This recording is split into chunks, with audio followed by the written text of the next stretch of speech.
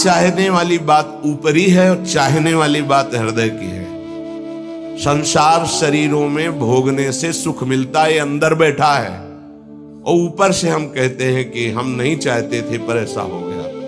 नहीं, अगर ये बात अंदर बैठ जाए कि हमें नहीं चाहिए ये झूठे सुख, तो फिर कोई परास्त नहीं कर सकता। तो बोले जानकारी होने पर भी प्रयोग क्यों नहीं हो पाता? वस्तु, व्यक्ति, क्रिया, स्थान, इससे जो हम सुख चाहते हैं उसे काम कहते हैं। किसी शरीर से, किसी वस्तु से, किसी पद से। इस काम में शब्द तो एक है पर इसके दोष अनंत हैं। शब्द है काम, और अनंत पापाचरण कराने की इसमें सामर्थ्य है। काम में इसमें अनंत विकार भरे हुए हैं। जब तक मनुष्य के भीतर ये बात बनी रहती है कि शरीर भोग से, वस्तु भोग से, पद भोग से हम सुखी हो जाएंगे, तो ये काम पाप ही कराता रहता है। निर्दोष, निर्विकार, निष्पाप होने के लिए इस काम का मर्दन करना आवश्यक है। सहने से ये नष्ट हो जाते हैं। शास्त्र निषिद्ध कर्म ये काम ही कराता, प्रारब्ध नहीं कराता। प्रारब्ध से शास्त्र निषिद्ध कर्म जो किए उनका फल आता है सुख दुख। अगर शास्त्र प्रतिपादित है तो सुख आएगा, शास्त्र विरुद्ध है तो दुख आएगा। लेकिन ये जो हमसे पाप करा रहा है, कोई प्रारब्ध नहीं करा रहा, कोई काल नहीं करा रहा, कोई ईश्वर नहीं करा रहा। काले कर्मे ईश्वरे मिथ्या दोष लगाए, ये हमारी चाहत करा रही, अंदर बैठी है। शरीर के भोगों से सुख मिलता है, ये अंदर घुस के बैठ गया है और यही हमसे पाप करा रहा है। तो जब जानकारी हो गई तो फिर पाप क्यों हो रहे हैं? जब जानकारी हो गई कि ये काम पाप करा रहा है, तो हम इस जानकारी का प्रयोग क्यों नहीं कर पा रहे हैं? तो बोले धूमे नाव्रियते वह्निर यथा दर्शो मलेन च यथोल्बेनावृतो गर्भस् तथा तेने दमावृतम। ये ज्ञान ढक गया है हमारा, जो ढका हुआ ज्ञान, ये प्रकाशित, ये काम में नहीं आएगा। जैसे है, 3 उदाहरण दिए। भगवान कह रहे धुएं से अग्नि ढक गई, मैल से दर्पण ढक गया, और झिल्ली से गर्भ ढक गया। अब झिल्ली के अंदर बच्चा है कि बच्ची पता नहीं चलेगा। दर्पण है, हम काले हैं कि गोरे हैं पता नहीं चलेगा, क्योंकि मैल से धुआं होने के कारण पता नहीं चलेगा कि अग्नि है। पर बहुत जल्दी उसमें अग्नि प्रकाशित की जा सकती है, फूंक मारो अग्नि पैदा हो जाए। भगवान ने 3 उदाहरण दिए। उपासक में ये 3 तरह से ज्ञान ढक जाता है, तब काम अपना प्रभाव दिखाता है। 3 इसकी स्थितियां हैं। जैसे धुएं से अग्नि ढकी रहती है, ऐसे ही काम विवेक को, ज्ञान को ढक देता है। बुद्धि में निर्णय निकल रहा है कि ये तो गलत है, नहीं करना चाहिए। सात्विक, राजसिक, तामसिक, ये बुद्धि की 3 प्रवृत्तियां हैं, 3 गुणों के अनुसार। कर्तव्य अकर्तव्य का ठीक ठीक निर्णय करने में समर्थ है सात्विक बुद्धि। राजसिक बुद्धि ठीक निर्णय नहीं कर पाती, असमर्थ होती है कर्तव्य का। और तामसिक उल्टा ही निर्णय करती है। ठीक निर्णय करने की सामर्थ्य सात्विक बुद्धि में है। अब जीव ही भोग इच्छा प्रकट हुई, धुआं पैदा हो गया, भोगों की न पाप तो नहीं बन जाएगा। धुआं है, इसका मतलब अग्नि है, ज्ञान है उसके अंदर। अब अगर उस समय उसको सत्संग मिल जाए, कोई संत की बात चलने लगे, उसका चिंतन वो रोक पावे, तो मानो फूंक मारना है। जैसे धुआं उठ रहा है, 1 2 3 फूंक मारो, आग लग गई, प्रज्वलित हो गई, बच गया। ये पहला बहुत सरल है, बच जाना काम से। धुआं हो जाने पर दिखाई नहीं देता क्या है, क्या ठीक है क्या नहीं ठीक है, पर फूंक मारो तो आग उठी, धुआं खत्म हुआ। ये ज्ञान हो रहा है, बीच बीच में जलन हो रही कि भोगूं कि ना भोगूं, अच्छा है कि नहीं अच्छा है, कहीं पाप तो नहीं हो जाएगा, कहीं गलती तो नहीं हो जाएगी, पर वो धुआं है, नहीं भोग लेते हैं, अवसर मिला है, समय मिला है, भोग ले। ये उस समय उसको चाहिए, तत्काल कोई सहयोगी चाहिए विवेक का। परमार्थिक मार्ग में धुआं पैदा कर देगी। साधक अगर सावधान हुआ तो तत्काल प्रयासरत हो जाता है इस धुएं को हटाने के लिए। फूंक मारने का मतलब कीर्तन शुरू हो गया, वो सत्संग शुरू हो गया, किसी संत के पास तत्काल बैठ गया, उसकी वाणी सुनने लगा, वो धुआं खत्म हुआ। फूंक लगी, आग जली, धुआं खत्म, ठीक निर्णय हो गया। नहीं नहीं, ऐसा नहीं करना। उत्पत्ति विनाशशील जड़ वस्तुओं में प्रियता, महत्ता, सुंदरता, सुखद रूपता, ये काम पहले पैदा करता है। ये सत्य है, इसमें सुख मिलेगा, इसमें बहुत सुख मिलेगा। अब ये धुआं बढ़ता चला जा रहा है, कैसे सुख मिलेगा? लाखों लोग भोग रहे हैं, कैसे सुख? कैसे तुम मुझे बावरा बना सकते हो? नहीं नहीं, गलत है। ये है धुआं को हटाना, फूंकना। अरे अन्य शरीरों की अपेक्षा है मनुष्य शरीर सर्वश्रेष्ठ है, इसमें विवेक है। हम कैसे ऐसा पशुवत आचरण कर सकते? नहीं, अरे मन नहीं, तेरी सलाह नहीं। और वो फूंक रहा है, आग पैदा कर रहा है, ज्ञानाग्नि पैदा कर रहा है। पर बहुत प्रवीण साधक नहीं, उससे प्रवीण मन है, वो सुख को सुख मानकर भोगने की लालसा प्रबल होने के कारण वो धुआं नहीं हटा पा रहा, वो उसी में और राग कर रहा है। प्रथम अवस्था में हटा लिया तो हटा लिया, नहीं दूसरी अवस्था में बहुत ही भयानक स्थिति हो जाएगी। ये अवस्था बदलने में देर नहीं लगती, कहने में देर लगी। दूसरी अवस्था हो जाती दर्पण में ढका हुआ मैल। उसमें तो फूंक केवल मारनी थी कि आग प्रज्वलित हो गई, क्योंकि तैयार एकदम ज्ञान है, पर धुआं जैसा ढक गया, काम ने ढक दिया। जब दूसरी स्थिति आई उसी उपासक की कि इसका प्रायश्चित भी तो हो सकता, अब वो मल लग गया। जैसे दर्पण में गाढ़ा मल पोत दिया जाए तो बिल्कुल दिखाई नहीं देगा कि हमारा रूप कैसा है। अब बिल्कुल विचार शून्य होता चला जा रहा है।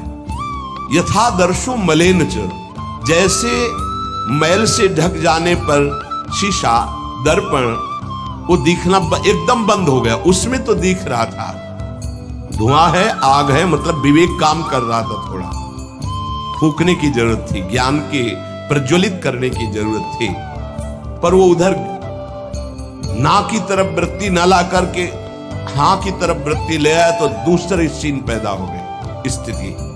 जैसे दर्पण में मल ऐसे लगा दो तो बिल्कुल नहीं दिखेगा, और वो बिल्कुल निर्णय नहीं कर पा रहा। सतोगुण में निर्णय करने की क्षमता होती है, रजोगुण में निर्णय करने की क्षमता खत्म हो जाती है और निश्चित हो जाता है कि भोग में सुख है। ऐसी कामना का वेग बढ़ा तो ये भूल गया कि मैं साधक हूं, मेरा कर्तव्य क्या है, मैं अकर्तव्य करने जा रहा हूं, ये भूल गया।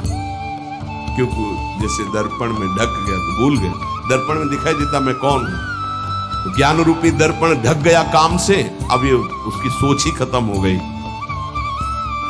अंतःकरण में इतना महत्व पैदा हो गया कि विकलता हो गई उसके अंदर। अब यही उसके पतन का कारण बन गया।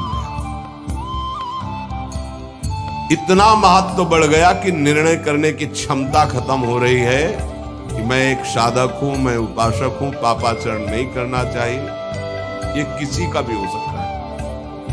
पहली दशा बहुत जल्दी हटा जा सकता है, फूंक मारी हट गया, आग पैदा हुई ज्ञान की, नहीं नहीं। दूसरी दशा गुंजाइश है थोड़ी, उसको ऐसे पूछना पड़ेगा, समय लगेगा, पूछना पड़ेगा, तब दिखाई नहीं नहीं।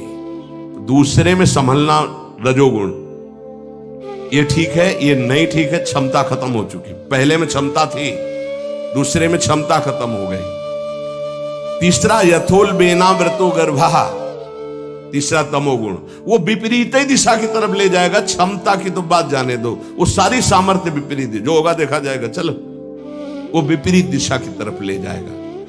दर्पण पर मैल आने से उसको हटाने की गुंजाइश है, यहां तक हटा जा सकता है, दूसरी स्थिति तक, पर दूसरी स्थिति बहुत कठिन है।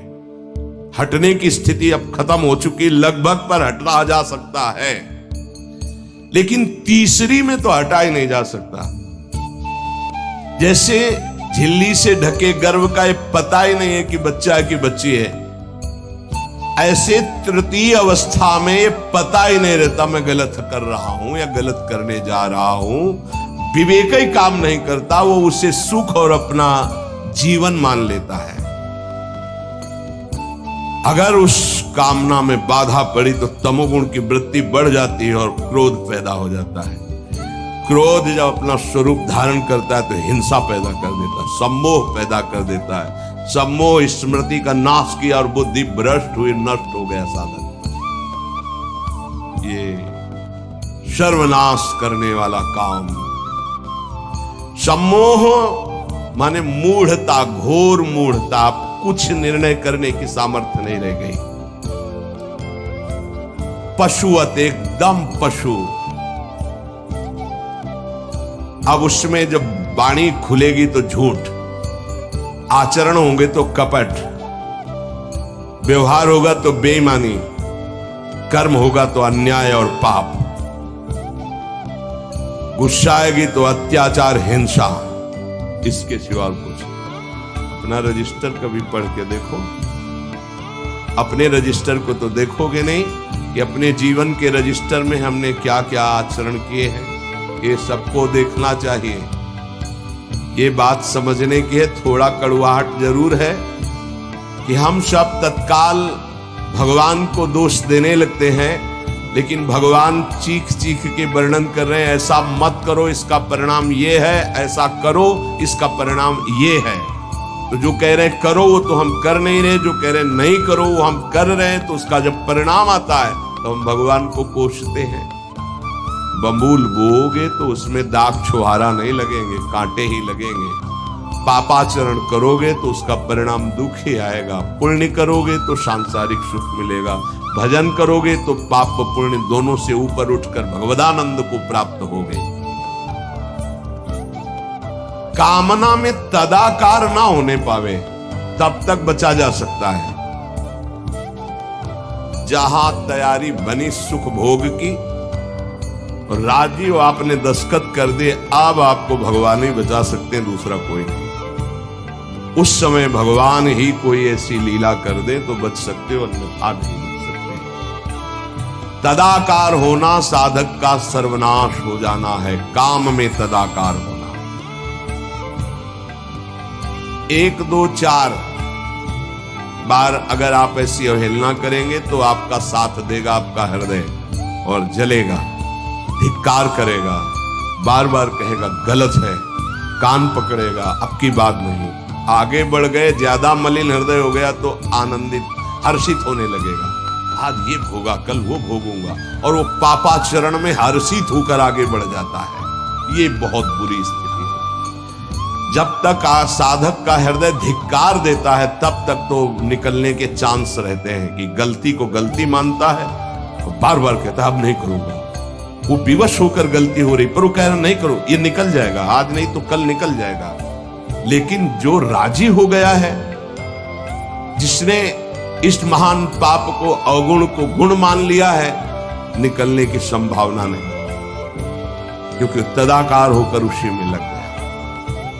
तथा तेने दमाव्रतम, कामना और इसकी ये 3 अवस्थाएं हृदय में आती हैं।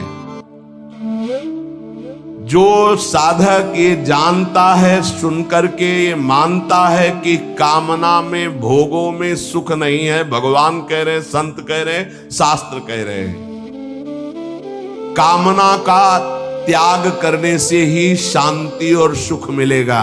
त्यागाच्छांतिरंतरम, कामना आते ही फूंक मार दो तो धुआं नहीं बढ़ पाएगा और दूसरी दशा नहीं आ पाएगी, दूसरी स्थिति काम पैदा नहीं कर पाएगा, वो दर्पण में मैल, तीसरी में तो सवाल ही नहीं उठता कि बच जाओ। परमार्थ का रुचि रखने वाला साधक कामना को पहचानना सीखे और जहां काम अंदर आवे तत्काल उसको नष्ट करना सीखे। नष्ट करने का उपाय है नाम कीर्तन, भगवत गुणानुवाद, सत्संग, श्रवण। किसी संत के समीप तत्काल बैठ जाओ, किसी साधक के समीप, और चर्चा करने लगो, काम की नहीं, भगवत चर्चा। ये भी बताने की जरूरत नहीं कि मेरी स्थिति गड़बड़ है, थोड़ा मुझे, कुछ नहीं, उसकी चर्चा नहीं। अगर ऐसा बोले तो उसकी सत्ता दृढ़ होगी। शांत, थोड़ा मन विक्षेप में आया, ऐसा लगा कि आपसे वार्ता करें तो थोड़ी देर आप सुनाइए, गोपी गीत सुनाइए, आप चतुरासी जी का थोड़ा कुछ, आप कुछ प्रभु के विषय में कोई सिद्धांत की चर्चा, सत्संग लगा दीजिए, सत्संग सुनने लगिए, एकांत से हट जाइए, बाहर मैदान में आ जाइए। तो किसी भी तरह से आपको उस समय बदलना है, चिंतन बदलना है। भगवान ने काम की 3 अवस्थाओं का वर्णन किया। ये वर्णन करना केवल आपको पहचान बताने के लिए है। कामना शब्द बोलने में देर लगती, बढ़ने में देर नहीं लगती। इतनी तीव्रता से वो प्रथम से दूसरी, दूसरी से तीसरी, और वो क्रिया में उतार देगा। इसीलिए हानि हरिवंश के नाम अंतर पड़े, लाभ हरिवंश उच्चरत वाणी। नाम चल रहा है तो विवेक ठीक है, वो बचा लेगा आपको। कामना के बढ़ने में देर नहीं लगती। कामना बढ़ने पर फिर कोई विचार की गुंजाइश नहीं रह जाती, अनर्थ परंपरा चल पड़ती है। पाप, संताप, दुख, कामना, फिर ऐसा कि आप 100 बार कसम खाएंगे फिर वहीं फिसल कर खड़े हो जाएंगे। देख लीजिए, 1000 बार प्रतिज्ञा करेंगे, एक नहीं 1000 बार, और काम वही रौंद के गिरा देगा पक्का। पहली कदम पर यदि से रोकना सीख गए तो बाहर निकल जाएंगे। और हरि शरणागत है तो निकलना तो पड़ेगा ही, वहां टिकने तो देंगे नहीं। हरि इतने कृपालु है, पक्का जलाकर तुम्हारे हृदय को वहां से भगाएंगे, पक्का भगाएंगे। नहीं नहीं, आज से अब नहीं, ऐसी गलती नहीं करूंगा, ऐसी गलती नहीं करूंगा, हे प्रभु क्षमा कर दो, चलो। जहां फिर क्षमा हुआ, फिर वो जब हृदय में उमगन आई तो फिर उधर ही की तरफ भागता है। फिर वो ऐसी दीवाल बनवाते हैं, चुनवाते हैं आसपास कि रास्ता बचेगा तो एक ही, हरि शरणम, दूसरा रास्ता नहीं। इसीलिए भगवान का आश्रय लेकर भक्ति करने वाला उपासक बहुत जल्दी विजय प्राप्त कर पाता है इन विकारों पर, अन्यथा मार के गिरा देते। बहुत बड़े विजयी योद्धा हैं, काम, क्रोध, लोभ, मोह, मद, मत्सर। हरि बचावे। वैसे कहा भी है हरि ने कि मामेवे प्रपद्यन्ते माया में ताम तरन्ति, मेरी शरण में आ जाओ तो बच जाओगे। समस्त दोषों का नाश, समूल काम का नाश, समस्त संबंध विच्छेद, एकमात्र भगवान का आश्रय लेकर भजन करने से। घबराना नहीं। प्रार्थना है अपनी तरफ से, 1000 बार फिसल जाए तो 1001 बार भी हिम्मत रखे, पड़े ना रहे। आखिरी श्वास तक हम बाजी जीतने की कोशिश करेंगे, क्योंकि ये खिलाड़ी किसी और के नहीं, हरि के ही हैं। ये काम, क्रोध, लोभ, मोह, मद, मत्सर ये किसी और की सामर्थ्य से सामर्थ्यवान नहीं, मेरे स्वामी की ही सामर्थ्य से सामर्थ्यवान है। जिस दिन हमारा अहम धूल धूसरित हो जाएगा तो 1000 के बाद भी हम उन पर विजय प्राप्त कर लेंगे। इसलिए किसी भी स्थिति में कोई भी उपासक निराश तो होवे ना। प्रशंसनीय वो है जो इस समय विकार से लड़ रहा है, हर विकार को रौंद रहा है और अपने हृदय की मलिनता को सामने रख रहा है। कौन है हृदय की मलिनता को रखता है? प्रशंसनीय वो है इस समय जो अपने जीवन को संभाल ले। भगवान की असीम कृपा है उन उपासकों पर जो यौवन अवस्था को पवित्र करके चला रहे हैं। सातरति सातरति सा लोकांतारति। आप प्रभु के लिए इतनी जलन सह रहे ना, वो बहुत कृपाल है, वो देख रहे, एक एक सेकंड का हिसाब होगा। आप लोग ऐसा ना समझे कि आप जो कष्ट सह रहे हैं, आप जो जल रहे हैं, आप जो बेगों को सह रहे हैं, तो इसका कोई परिणाम नहीं, भगवान बिक जाएंगे। ध्यान रखना, वो देख रहे हैं, उनके लिए तुम सह रहे हो, उनके लिए सह रहे हो। समस्त विषयों का आक्रमण साधकों के हृदय में, तो क्या जाने विषय पुरुष, जो मनाया सो खा लिया, जो मनाया देख लिया, जो मनाया भोग लिया, जो मनाया सूंघ लिया। चलो एक साइड में आके देखो तब तुम्हें पता चलेगा। इसलिए हमारी प्रार्थना मानना, कभी भी किसी भी स्थिति में उदास, निराश और कदम पीछे मत हटाना। आखिरी श्वास तक योद्धा दुश्मन को परास्त करके विजय श्री की आशा रखता है। वो हमारी आशा इसलिए पूरी होगी कि हमारे साथ प्रियालाल है। नागरी दासी जन्म जितायो, बलिहारी बलिहारी। ये क्या जाने, ये तो जरा सा छींक दोगे तो तैयार हो जाएंगे हो हल्ला मचाने में। ये साधना जानते हैं क्या? ये चढ़ाई चढ़े हैं क्या? कि फिसलने वाला कितना मेहनती होता है, जो चढ़ के जाना चाहता है फिसल रहा है, उसे कौन जानता है। इसीलिए बड़े बड़े महापुरुष इस बात को, साधकों को प्रोत्साहन देते रहते। विषयी जी थोड़ी जानते, विषयी जी तो जरा सी बात हुई ना तो तोप बना करके, वो अपना रजिस्टर देखो पूरा काला, कभी नहीं वो देखेंगे लौट के। हाँ, एक बिंदु अगर कहीं चिट्ठी आ गई है ना तो हो हल्ला मचा देंगे। साधक ऐसा साधक है। 1000 बार परास्त होने पर भी हमारा वो उदासीपन नहीं आना चाहिए, निराश नहीं होना चाहिए। चूक गए, इस बार भी चूक गए, आगे बढ़ेंगे, रौंदेंगे हम हरि नाम के बल से। हरस हरि नाम जपत जय। निराशा नहीं आनी चाहिए अंतिम श्वास तक, क्योंकि युद्ध किसी साधारण से नहीं हो रहा। भगवान की शक्ति से संपन्न ये षड विकार है, कोई छोटे मोटे। भगवान के पुत्र बने जाकर कृष्णावतार में प्रद्युम्न कौन है? कामावतार, साक्षात काम प्रद्युम्न के रूप में अवतरित हो, भगवान के पुत्र रूप में। ये भगवत शक्तियों से संपन्न है, तो भक्त के ऊपर क्यों आक्रमण करते हैं? उसके अहंकार का नाश करने के लिए, शरणागति पुष्ट करने के लिए। ये अनुभव की बात कह रहा हूं।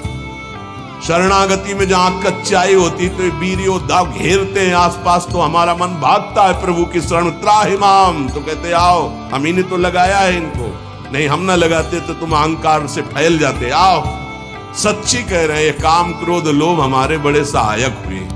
जब जब ये तीर कमान संधान किए तो भाग पड़े अपने लोग, हरिशरणम हरिशरणम, क्योंकि दूसरा रास्ता ही नहीं है। तो प्रणाम है इनको कि इन्होंने भगवान की शरणागति पुष्ट की, इन्होंने भगवान का आश्रय दिलाया। अगर ये जलाते नहीं तो इधर आना ही नहीं होता। और ये भगवत शक्ति से संपन्न बच सकता है तो भगवत शक्ति संपन्न ही बच सकता है, दूसरे की सामर्थ्य नहीं। हजारों बार यदि हारेंगे तो हमारे अंदर कहीं अहंकार है, इसलिए नहीं। अहंकार रहित पर इनका कहीं किसी भी तरह का प्रभाव नहीं होता। तो अहंकार रहित करने के लिए भगवान इशारा कर देते। देखो प्रश्न करके, तो क्या भगवान भ्रष्ट कराते हैं? वो कहते नामे भक्ता प्रणश्यति, किसी भी स्थिति में मेरे भक्त का नाश नहीं होता। भगवदाश्रय, नाम जप और बहुत सावधानी पूर्वक एक एक मिनट व्यतीत किया जाए। शेष चर्चा आगे।